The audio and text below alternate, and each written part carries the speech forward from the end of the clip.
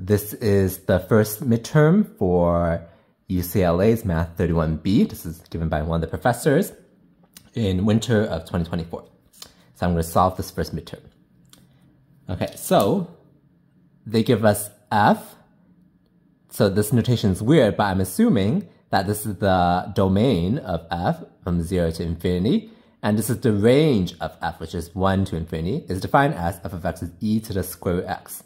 And that would make sense. When x is 0, e to the 0 is 1. And that works also for as x approaches infinity, e also approaches infinity. So that looks like this is the domain and this is the range. G is the inverse of f. Okay? Find the derivative of the function g of x at x is equal to e using the derivative of the function f and without using the explicit form of g of x. So we gotta remember that weird formula for the derivative of an inverse, which I never remember. So I'm going to quickly derive it for you. So if y is f inverse of x, it's the same thing as f of y is equal to f of f inverse of x, which is x. Okay? So I did f of on both sides. And f of f inverse x, since the inverse is equals x. Now we differentiate both sides, so it'll be f prime of y dy dx is implicit differentiation is equal to 1. So dy dx, y is the derivative of, y is the inverse of f. So the derivative of the inverse is 1 over f prime of y, which is equal to, what is y? Y is f inverse of x. So it'll be 1 over f prime f inverse of x. Okay, this is key. So they ask us to find the derivative of the function g, which is f inverse. So let's even write that g of x. Okay, at x is equal to e using this definition, basically. So we want g prime of e. This is dy dx. Y is g, so this is g prime over here. So g prime of e would be 1 over f prime of f inverse of e. Okay? So what is f inverse of e is the question now.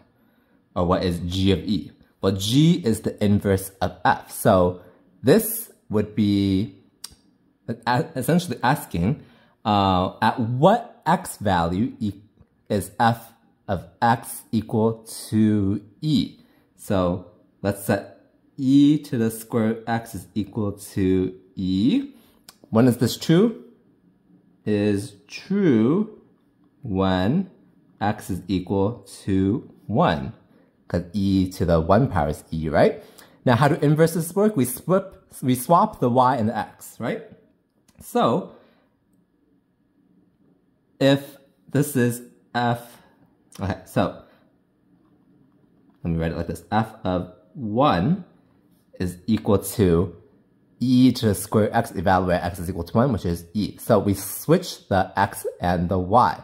So f inverse of e would be 1 over f prime of 1.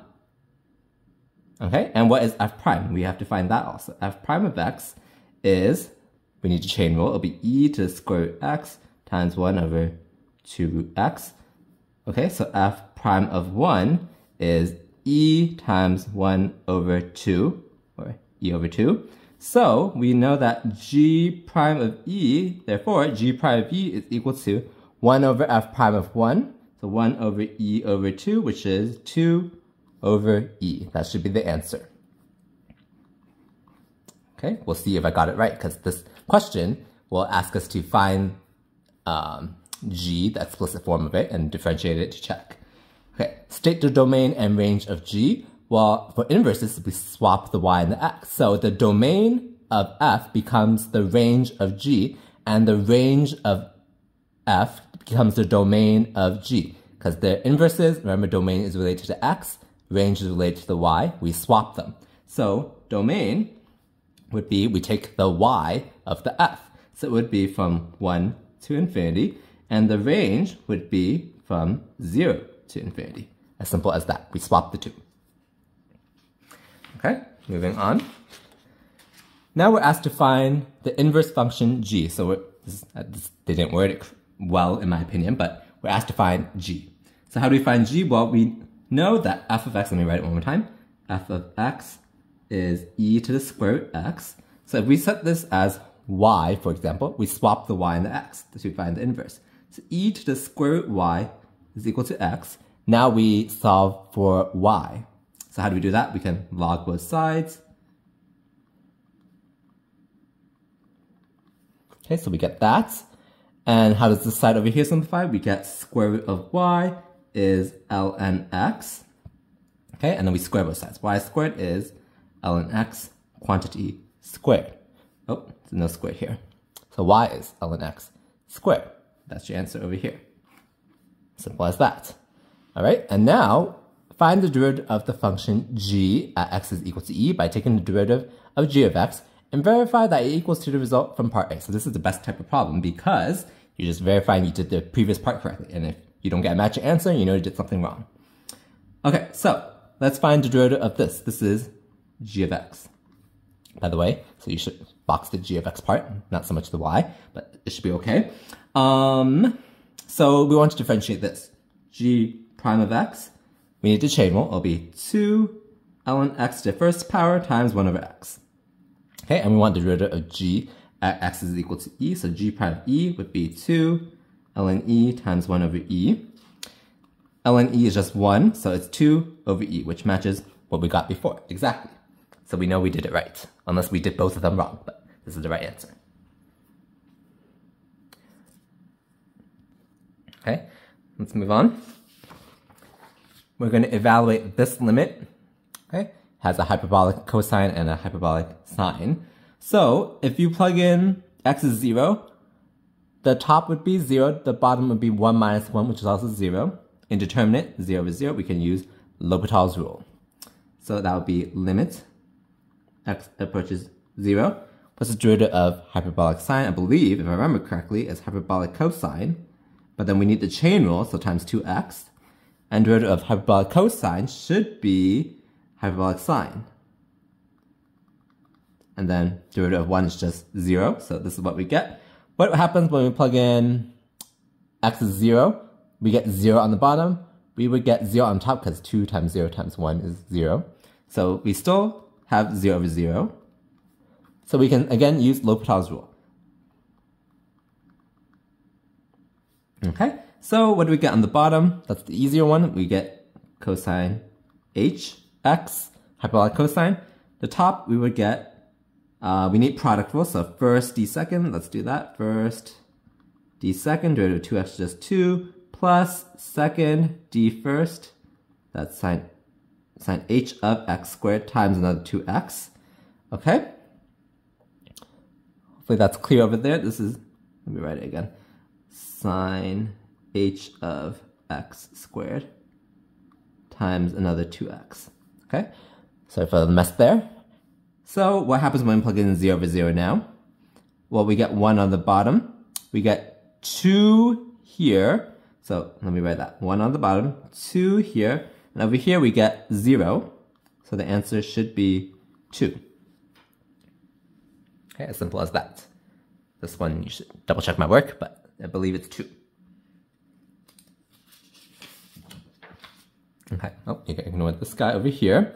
How about this one? What happens when we plug in x 0 right away? We get 1 to the infinite power.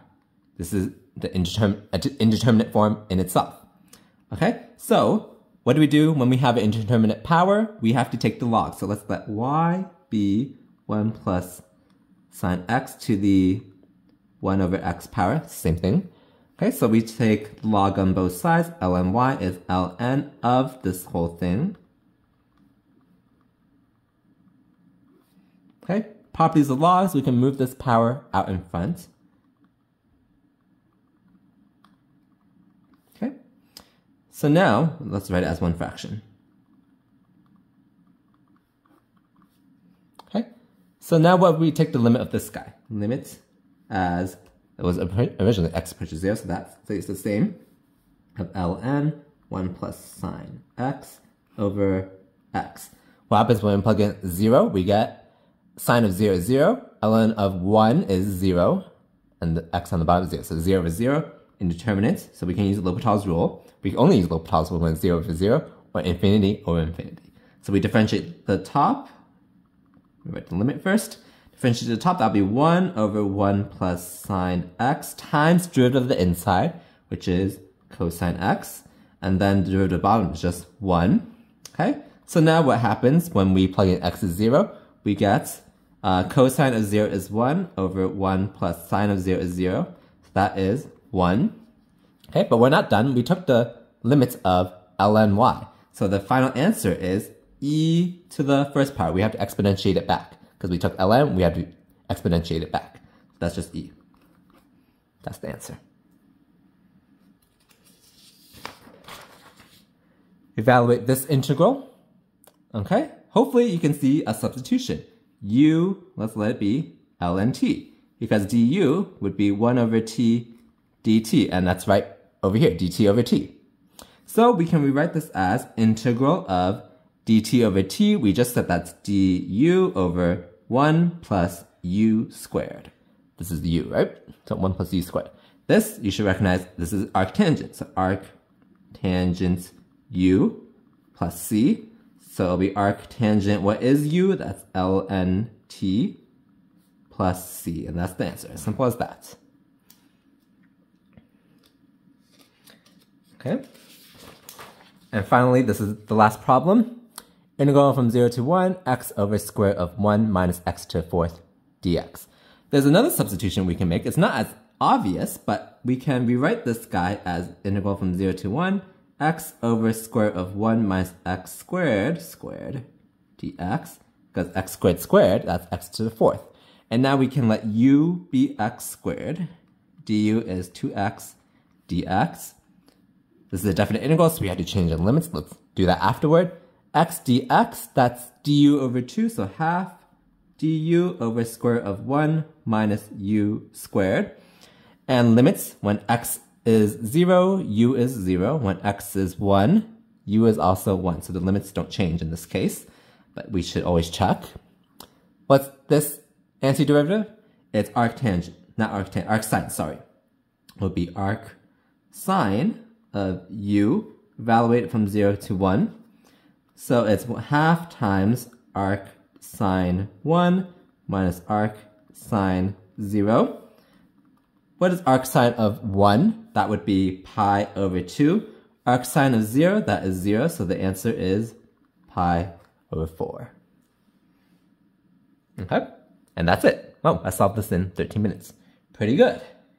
Alright, so that's it for this midterm.